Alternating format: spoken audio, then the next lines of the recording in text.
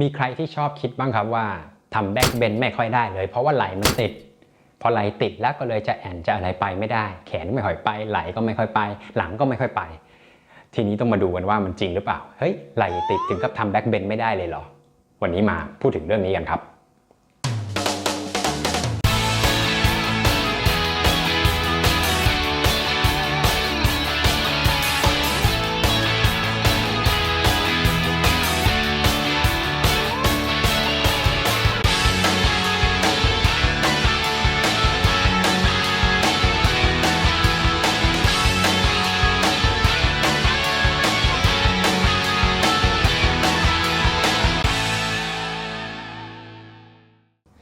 ทีนี้เรามาลอง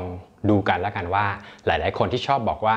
ทำแบ็กเบนไม่ค่อยได้เพราะไหล่ติดเนี่ยต้องมาดูก่อนว่ามันติดจริงหรือเปล่านะครับโดยทั่วๆไปเนี่ยถ้าเราสามารถยกแขนได้ขนาดนี้เนี่ยคือขึ้นมาอยู่ข้างใบหูได้แล้วเนี่ยถือว่าไหล่เปิดได้โอเคแล้วนะพอสมควรนะครับผมแต่ว่าต้องไม่บิดไม่เบี้ยวนะถ้าเบี้ยวนี่อาจจะเป็นเพราะว่าเราไปเผลอหมุนตัวหรือว่าเราเผลอดึงบีบสะบักหรือดึงสะบักไปด้านหลังนะครับต้องอยู่ประมาณนี้นะครับผลักรักแร้ไปทางด้านหน้าได้อันนี้ถือว่าเปิดได้โอเคแล้วล่ะนะครับทีนี้เอาเป็นท่านี้แล้วกันนะครับเอกปาดาราชากโปตัสมะนะครับหรือว่าone legged king pigeon pose นะครับสมมติว่าผมเข้าท่ารอไว้เลยก็แล้วกันนะครับปกติถ้าอยู่อย่างนี้เนี่ยนะครับหลายๆคนที่ชอบบอกว่าไหล่ติดก็คือแบบไปไม่ถึงเลยจับไม่ได้จับเท้าไม่ค่อยถึงนะครับจะหมุนเท้าจะจับหรือว่าจะหมุนไหล่เพื่อขึ้นมาเป็นKing Pigeon เนี่ยทำไม่ได้นะครับจริงๆแล้วเนี่ยตรงเนี้ยปกติถ้าอย่างที่บอกคือถ้าอยู่ได้ข้างใบหูลักษณะนี้แล้วเนี่ยถือว่าโอเคละไม่ได้ติดจนน่าเกลียดนะครับผมถือว่าเปิดในระดับหนึ่งพอสมควรเลยนะครับทีนี้แล้วทำไมมันไปไม่ได้มันจับไม่ได้จริงๆแล้วต้องมาดูก่อนว่าปัญหามันไม่ได้อยู่แค่ที่ไหล่หรือเปล่านะแบ็กเบนมันไม่ใช่แค่ไหล่อย่างเดียวนะครับมันทั้งกระดูกสันหลังเลยนะครับผมแต่จุดหลักๆที่ต้องดูเนี่ยก็จะมีไหล่มีสะโพกนะครับทีนี้บางคนตรงนี้ตึงคือสะโพกด้านหน้านะครับตรงนี้เรียกว่า hip flexor นะครับเป็นกล้ามเนื้อที่ใช้งอข้อต่อสะโพกถ้ามันตึงเนี่ยเป็นยังไงเราจะยืดตัวตั้งขึ้นมาอย่างนี้ไม่ค่อยได้หรอกเราจะล้มไปด้านหน้าทีนี้ถ้าเราล้มไปด้านหน้าเนี่ยต่อให้ไหล่เราเปิดแค่ไหนเนี่ยเราก็จับไม่ถึงเราก็ไปไม่ได้เพราะตัวมันเทลงมาแล้วครับเพราะฉะนั้นบางทีต้องดูก่อนว่าบางทีอาจจะไม่ใช่ไหล่ติดบางทีเป็นสะโพกที่ติด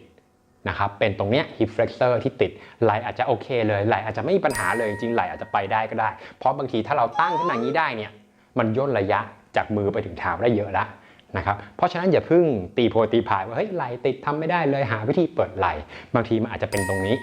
นะครับผมอาจจะเป็นตรง hip flexor นะครับทีนี้นะครับถ้าคนที่ hip flexor ตึงแต่ไหล่เปิดนะครับก็ทำไม่ได้อยู่ดีเพราะตรงนี้มันถ่วงเราลงมาเพราะฉะนั้นมันก็มีหลายวิธีปกติถ้าสะโพกตึงนะครับก็บล็อกนี่แหละรองไปใต้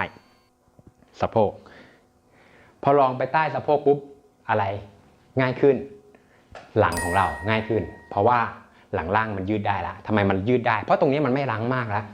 พอมันไม่ล้างมากเนี่ยหลังล่างมันยืดง่ายขึ้นยกตัวขึ้นมานิดเดียวตรงนี้คลายออกมาเยอะเลยพอยืดได้ปุ๊บตัวมันตั้งขึ้นมาได้ก็ตัวมันตั้งขึ้นมาได้ตรงนี้มันก็จะไปง่ายขึ้นนะครับคือบางทีมันหลายๆจุดไม่ใช่แค่ไหล่อย่างเดียวไม่ใช่สะโพกอย่างเดียวบางทีทั้ง2อย่างนะครับผมใช้หลายๆอย่างเสริมกันนะครับถ้าบางคนสะโพกดีอยู่แล้วก็อาจจะไม่ต้องลอง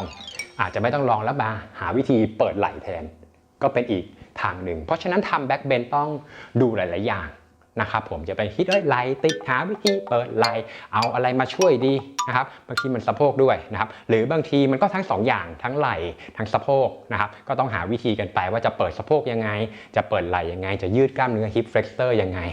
นะครับหลายๆอย่างประกอบกันนะครับอย่าไปเทไปทางใดทางหนึ่งดูโดยรวมนะครับฝึกฝนไปเรื่อยๆนะครับค่อยๆเปิดตรงนั้นเปิดตรงนี้ใช้เวลานิดหนึ่งนะครับเราก็จะเริ่มทำท่าได้ลึกขึ้นเรื่อยๆครับผม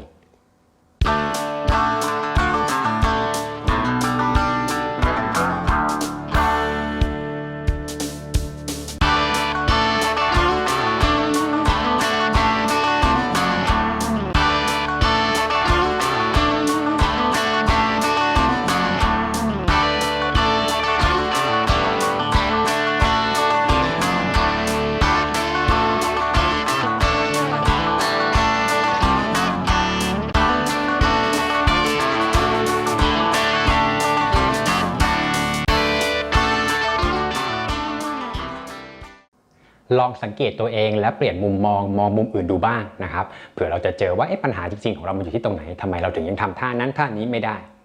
เพราะการฝึกโยคะก็เป็นการเรียนรู้เกี่ยวกับตัวเองนั่นเองครับวันนี้ลากันไปก่อนนะครับอย่าลืมกด subscribe เอาไว้นะครับผมโอกาสหน้าจะมีคลิปดีๆมาฝากกันต่อๆไปลาไปก่อนครับสวัสดีครับ